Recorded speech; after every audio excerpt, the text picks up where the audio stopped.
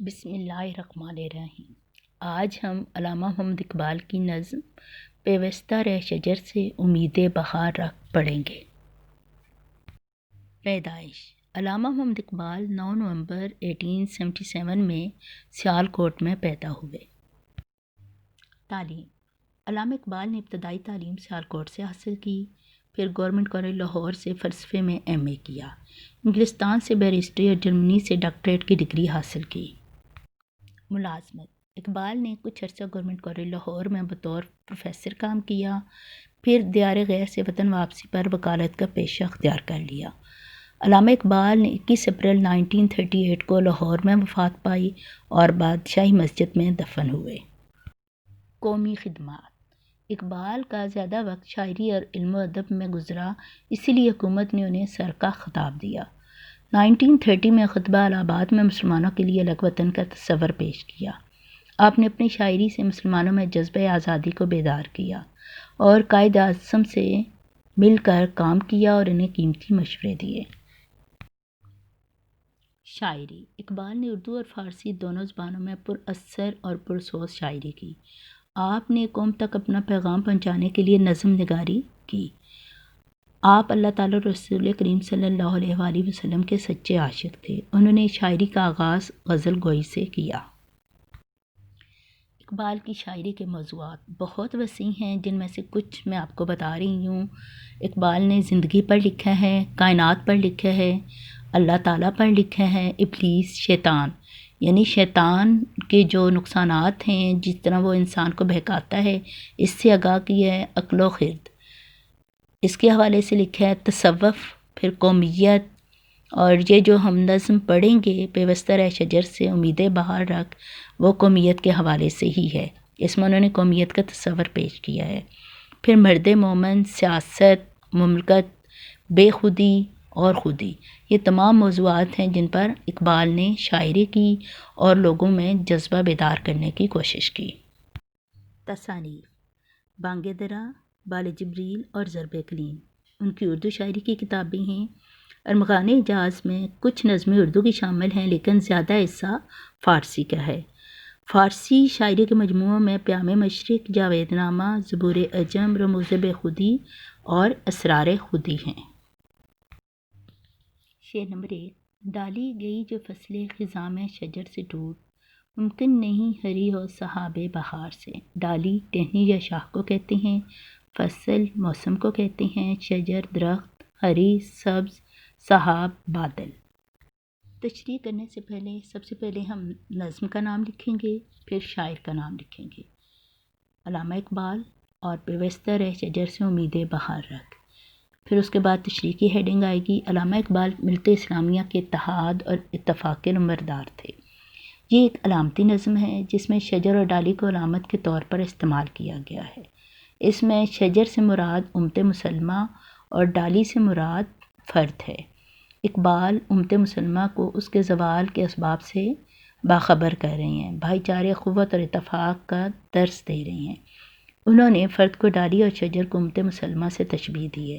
کہتے ہیں کہ جو شاخ خزاں کے موسم میں درخت سے ٹوٹ کر الگ ہو جاتی ہے، وہ کبھی سرسبز و شاداب نہیں ہو سکتی، اگرچہ اس پر بہار کا بادل سالوں تک برستا رہے، اس پر پھول اور پھل کبھی نہیں آ سکتے۔ علامہ اقبال نے فرد اور ملت کے تعلق کو واضح کرتے ہوئے کہا ہے کہ ٹہنی جب تک شاخ کے ساتھ پیوستہ رہتی ہے تب تک تر و تازہ اور شاداب رہتی ہے، لیکن جیسے ہی وہ اپنی اصل سے جدا ہو جاتی ہے تو سوکھ جاتی ہے، کیونکہ وہ اس غذا سے محروم ہو جاتی ہے جو درخت اپنے تنے سے حاصل کرتا ہے۔ اسی طرح جو شخص اپنی قوم سے الگ ہو جاتا ہے وہ تباہ و برباد ہو جاتا ہے، وہ ہمیشہ کے لیے زوال کا شکار ہو جاتا ہے۔ وہ جتنی بھی کوشش کرے وہ دنیا میں ترقی نہیں کر سکتا، کیونکہ اس کی بقا قوم سے جڑے رہنے میں ہے۔ ارشاد ربانی ہے، اللہ کی رسی کو مضبوطی سے تھامے رکھو اور تفرقے میں نہ پڑو۔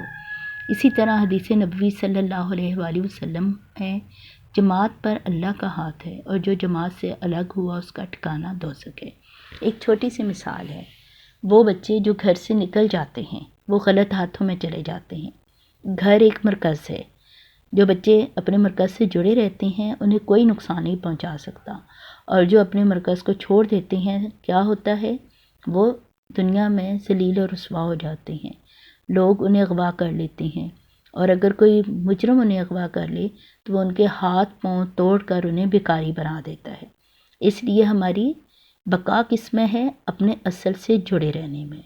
جس طرح ایک بچہ اپنے مرکز سے جڑا رہے، اپنے گھر سے جڑا رہے تو اسے کوئی نقصان نہیں پہنچا سکتا، اسی طرح اگر ایک فرد اپنی قوم سے جڑا رہے تو کوئی بھی اسے بری نگاہ سے نہیں دیکھ سکتا۔ اسی لیے علامہ اقبال نے کہا ہے، ایک ہوں مسلم حرم کی پاسبانی کے لیے، نیل کے ساحل سے لے کر تاب خاک کے کاشغر۔ فرد قائم ربط ملت سے ہے، تنہا کچھ نہیں، موج ہے دریا میں اور بیرون دریا کچھ نہیں۔ شعر نمبر 2 ہے لازوال عہد خزاں اس کے واسطے، کچھ واسطہ نہیں اسے برگ و بار سے۔ لازوال ہمیشہ رہنے والی، عہد زمانہ موسم، برگ و بار پھل اور پتے، واسطہ تعلق۔ علامہ اقبال نے فلسفہ اجتماعیت پر روشنی ڈالی ہے، اخوت اور بھائی چارے کا درس دیا ہے کہ جو شاخ درخت سے ٹوٹ کر الگ ہو جاتی ہے وہ ہمیشہ کے لیے خزاں کا شکار ہو جاتی ہے، اور وہ بہار کے موسم میں بھی سرسبز و شاداب نہیں ہوتی، نہ اس پر پھل پتے پھول آتے ہیں۔ یہی مثال انسان کی ہے کہ جب وہ اپنے مرکز سے الگ ہو جاتا ہے تو انفرادی طور پر زندہ نہیں رہ سکتا، کیونکہ اس کی زندگی اپنے مرکز سے جڑے رہنے میں ہے۔ جب تک وہ اپنی اصل سے وابستہ رہتا ہے، ترقی اور کامیابی اس کا مقدر بنتی ہے، لیکن جب اتحاد اور اتفاق ختم ہو جاتا ہے تو ترقی رک جاتی ہے، اس کی پہچان ختم ہو جاتی ہے اور وہ ہمیشہ کے لیے زوال کا شکار ہو جاتا ہے۔ خزاں کا موسم اس کا مقدر بن جاتا ہے۔ ملت اسلامیہ سے پیوستہ رہ کر ہی وہ دنیا میں بلندی حاصل کر سکتا ہے، کیونکہ اس کی مثال ایک دیوار کی سی ہے جس میں ایک اینٹ دوسری اینٹ کو سہارا دیتی ہے، لیکن اگر ایک بھی اینٹ نکل جائے تو دیوار گر جاتی ہے۔ جس طرح ڈالی درخت سے جدا ہو کر خزاں کا شکار ہو جاتی ہے، اسی طرح ایک مسلمان نوجوان جب تک ملت اسلامیہ سے وابستہ رہتا ہے کبھی بھی تنزلی کا شکار نہیں ہو سکتا، بلکہ وہ دنیا میں ترقی اور عروج حاصل کرتا ہے، لیکن ملت سے الگ ہو کر وہ ہمیشہ کے لیے زوال کا شکار ہو جاتا ہے۔ آپ نے اتفاق میں برکت کہانی سنی ہوگی، جس میں ایک باپ اپنے بچوں کو نصیحت کرتا ہے، جب وہ انہیں دیکھتا ہے لڑتے ہوئے تو وہ انہیں کہتا ہے کہ جنگل سے لکڑیاں کاٹ کر لاؤ۔ جب وہ لکڑیاں کاٹ کر لاتے ہیں تو وہ انہیں کہتا ہے کہ یہ ایک ایک لکڑی توڑ دو، تو وہ آسانی سے توڑ لیتے ہیں۔ پھر وہ تمام لکڑیوں کو باندھ دیتا ہے اور کہتا ہے کہ اب اس سے توڑو تو کوئی بھی نہیں توڑ سکتا۔ تو وہ نصیحت کرتا ہے کہ جس طرح تم نے ایک لکڑی کو تو آسانی سے توڑ دیا، لیکن زیادہ لکڑیاں جو بندھی ہوئی تھیں ان کو نہیں توڑ سکے۔ اگر تم الگ الگ رہو گے، لڑتے رہو گے تو لوگ تمہیں نقصان پہنچائیں گے، لیکن اگر تم مل جل کر اکٹھے رہو گے تو کوئی تمہیں نقصان نہیں پہنچا سکے گا۔ اسی لیے اقبال نے کہا ہے، افراد کے ہاتھوں میں ہے اقوام کی تقدیر، ہر فرد ہے ملت کے مقدر کا ستارہ۔ دامن دین ہاتھ سے چھوٹا تو جمعیت کہاں، اور جمعیت ہوئی رخصت تو ملت بھی گئی۔